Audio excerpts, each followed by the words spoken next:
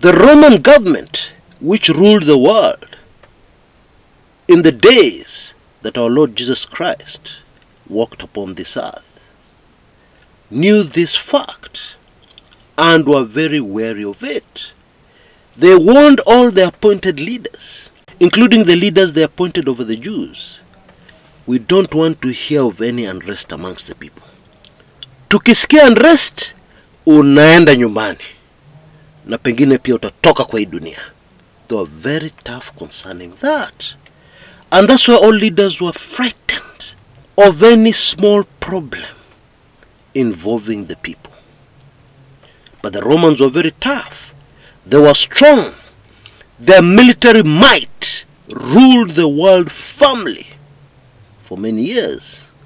And I guess it's also because they knew this very simple truth, which seems to have escaped the UDA government and the decision makers there.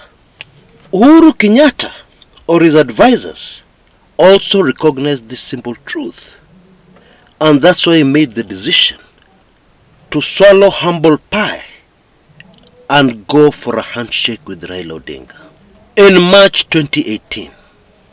And so with that information, let us review the current state of our nation called Kenya.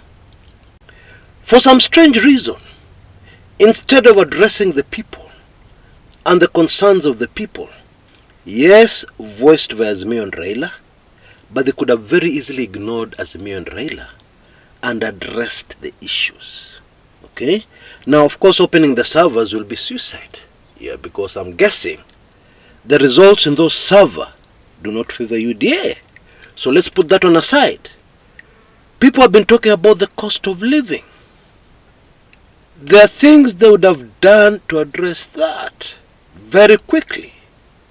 For example, the introduction of food subsidies. You have to bring down the prices. These stories, allegations about corruption with the subsidies money, is neither here nor there. The Mwananchi is not really interested. What the Mwananchi is interested in is seeing the food prices come down. So if the food prices come down and there's some dodgy things happening concerning that food subsidy, the Mwananchi is not interested. He's interested in affordable unga. Period. Corruption has been with us since the birth of Kenya. Not that it's not serious, but hiyo tutadili naye ni kishiba. And so for some very strange reason, UDA politicians are focused on Raila and Azimio. Raila this, Raila that. The price of unga is still high. Raila this, Raila that. People are still suffering. In my opinion, the obsession with Raila is going to finish them. Hey, it doesn't make sense. It doesn't. Unless somebody has something personal against Raila. Hey, this is politics. Allah. Now Monday is at our doorstep. More Azimio protests. And already, the entire world has seen how the government is handling these constitutional, peaceful protests. The world has seen how the police deliberately provoke violence. Indeed, just the day before yesterday, Raila revealed to us that actually there is a plan to go beyond that and introduce some UDA people to mingle with Azimio supporters and cause chaos. I don't know if you're noticing that things are just piling up against UDA. Their time is running out. And in my view, they're not using their time properly and wisely. They should be using their time. They should have used their time, because there are those who believe it is already too late. They should have used their time to focus on the ordinary Mwananchi and what the ordinary Mwananchi in Kenya is going through.